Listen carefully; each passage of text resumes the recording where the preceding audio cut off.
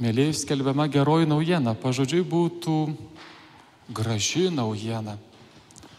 Kokia yra graži naujiena šiandieną? Išgirdome labai panašią naujieną kaip prieš 2000 metų. Dar kuomet Kristus buvo apie 16 metų, yra išlikę rašytiniai šaltiniai iškalti, skelbiama Evangelija, geroji naujiena.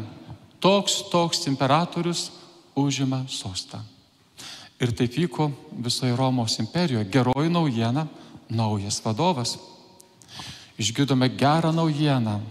Ignas Vėgėlė, kandidatas į prezidentus. Žmonės džiaugiasi. Išgirdome kitą dieną, kitą naujieną. Mūsų Gitanas Nausėda taip pat nori būti perrinktas prezidentu. Tai yra geroji naujiena. Trečioji naujiena, sako, nenuskambės. Socialdemokratai iki naujų metų neišduos. Taigi bloga naujiena. Neturim kandidato. Mėlieji, tai yra tiesa. Žodis Evangelija buvo skelbiama šiais momentais.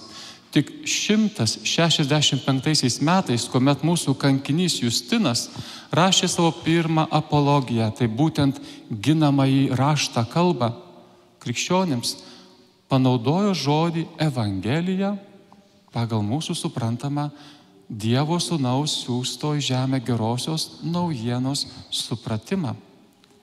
O kodėl evangelistas Morkus?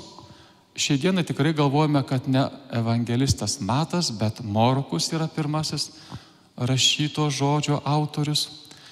Ir galvojame, kad metai turėjo būti 68-ieji, o mūsų šie nauji liturginiai metai, jeigu ne iškilmės, visuomet girdėsite sekmadieniais Evangeliją pagal Morkų. Liturginiai metai B skelbia ima Evangeliją pagal Morkų. Kodėl šis žmogus paima ir rašo, žinokite, tai yra Evangelija. Paprastai, kada rašo žmogus knygą, rašau knygą, štai yra knyga. Akivaizdu, kad tai yra knyga. Be abejo, kad tuo metu žodis Evangelija netitiko mūsų supratimo ir visgi po dar 100 metų tas žodis Evangelija, ta gražioji, mes sakome, geroji naujiena, įgauna didžiulę prasme. Kas skelbia Evangeliją pagal Morkų savo pirmais žodžiais? Tas Jėzus Kristus, Jėzus iš Nazareto yra Kristus, Mesijas, pateptasis. Tai būtent jis, kurį jūs jį pažinojote, kur iki dabar eina kalbos jo gyvenimo, jo kančios, esate liudytojo prisikėlimo, būtent šis Jėzus iš Nazareto yra pateptasis, Dievo sūnus. Jeigu klausčiau, kokia galėjo ir kokia yra, arba jūsų galvoje, arba iš tikrųjų Dievo sūnaus misija į žemę. Klausimas dabar visiems turi rūktentis galvoje, kokia misija turėjo būti Dievo sūnaus žemėje. Kažin, kodėl Dievas siuntė sūnų į žemę? Benai, taip jau gerai mąstote, duokit kokią mintį. Kam Dievas siuntė sūnų į žemę? Meilę pasiet galbūt žmonėms, gyvenimui vieni kitiems, gamtai juos supančiai. Mėlieji, kurie galvojat kitaip, jau pasenote. Čia jaunas žmogus, jisai dar viską teisingai supranta. Tikrai. Iš tikrųjų, Dievo sūnus siųstas į žemę, kad parodytų Tėvo veidą. Ir Jėzaus visa gyvenimo, to trumpo 3 metų viešo gyvenimo tikslo, visa esmė parodyti Dievo veidą. Ir tas Dievo veidas rodomas kaip tik per meilę, per gailestingumą, per daugybę darbų. Mes galvojame, kad Dievas rodo per savo sūnų mums teismą, mums skaičiuoja mūsų griekus, mums duoda gal ligas, auklėjimus, mėlėjai, ne. Dievo sūnus ateina į žemę, kad parodytų Tėvo veidą. Tai laukdami šiuo metu, nuostabiu advento metu, Dievo sūnaus gimimo, žinokite, kad turime išvysti per jį Dievo veidą. Be galo džiaugiuosi, mūsų altoriaus pagrindinis akcentas, vadinasi, antipendiumas, tai yra tai, kas yra priešais altoriaus priekį, yra Dievo sūnaus veidas. Mes per jį tikriausiai galime matyti ir Tėvo veidą, per šią kančią ir gailestingumą. Jeigu mes būsime tie pirmieji žmonės, kurie prarado Dievo veidą, tai be abejo kalba yra apie Ievą ir Adomą. Kas galėtumėte prisiminti, kuriuo metu Ieva ir Adomas pametė Dievo veidą? Žinau, kad baisiai baiminaties, nežinosite, ne? Kas gali žinoti, kuriuo metu Ieva ir Adomas pametė Dievo veidą? Liudas tai viską žino, bet Radzevičius irgi neblogai turi žinoti. Kada Ieva ir Adomas pametė veidą Dievo? Nežinau. O Dieve. Kai su žalčiu susidėjo. Kai su žalčiu, ne su rožančiu, bet su žalčiu susidėjo. Iš tikrųjų taip. Pirmas Dievo pasivaikščiojimas po susidėjimo su žalčiu. Adomas pasikavojo. Prarado veidą.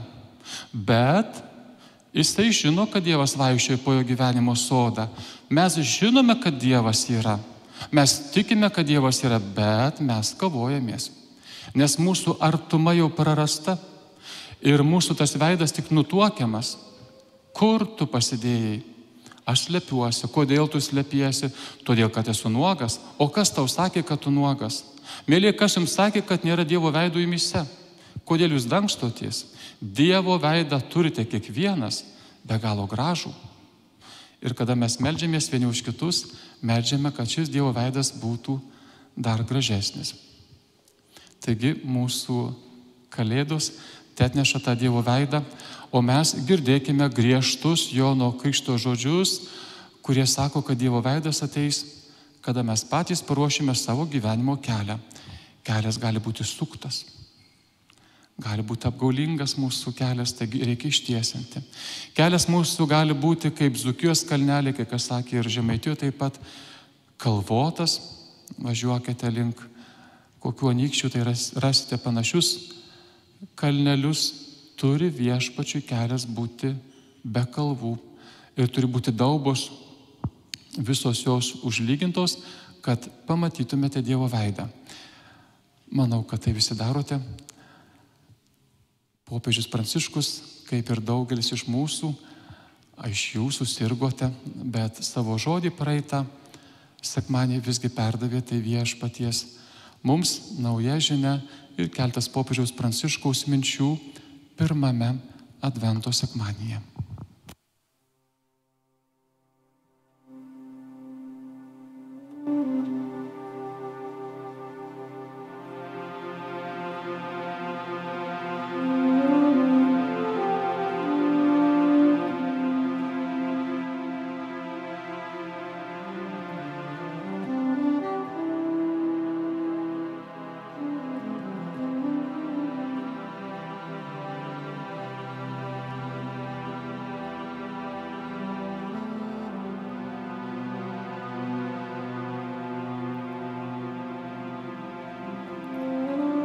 Parenkite savo širdis ateinančiam Jėzui per Kalėdas. Jas švęsime po kelių savaičių. Taip pat švęsime ir laikų pabaigoje, kada Dievo Sūnus sugrįš šlovėje. Ir švenčiame kiekvieną dieną. Jis ateina mūsų pasitikti per šventų mišių auką, per savo žodį, per brolius ir seseris, kurie supa mus, ypač per tuos, kurie stokoja. Jėzus 3 kartus ragino budėti sekmadienio Evangelijoje. Budėti reiškia parengti širdis laukimui. Budėjimas pagrįstas ne baime, o troškimu. Mes laukiame, kad galėtume išeiti ir pasitikti sugrįžtantį šeimininką. Tarnai rengiasi jo sugrįžimui, nes šeimininką jie myli. Jie taip labai trokšta, kad šeimininkas, kai sugrįž, rastų tvarkingus ir svetingus namus. Laukia šeimininko sugrįžimo kaip šventės visai dideliai šeimai, kuriai jie priklauso. Šventas Martynas, vyskupas iš Tūro, Jis padovanojo vargstančiam pusę savo apsiausto, dar buvo nekrikštas. Ir susapnavo sekančią naktį Jėzų. O tas apsivilkęs tą pusę apsiausto dalimi, kurią padovanojo Martynas. Ir sako: Martynai, tu dar būdamas nekrikštas, o mane jau apgaubei savo meilę. Tai graži programa, mėlyjeji, jūsų adventui sutikti Jėzų, ateinantį kiekviename brolyje ir kiekvienoje seseryje, kuriems mūsų reikia, ir su jais pasidalyti tuo, kuo galite, jų klausytis, skirti jiems laiko, suteikti konkrečią pagalbą. Kaip parengti svetingą širdis Viešpačiui? Tai galite artindamiesi prie jo atleidimo, prie Dievo žodžio artindamiesi, prie Dievo stalo artindamiesi, kurdami erdvę maldai, primdami jį per stokojančius. Pasiruoškime laukimui, nesiblaškydami, nesiskųsdami, bet budinčiomis, tai yra trokštančiomis širdimis, budriomis ir pasirengusiomis, nekantraujančiomis su juo susitikti, o dangiškoji motina, laukimo moteris, te padeda mums priimti ateinantį jo sūnų. Popiežiaus palinkėjimas mums praeitą sekmadienį maldoje.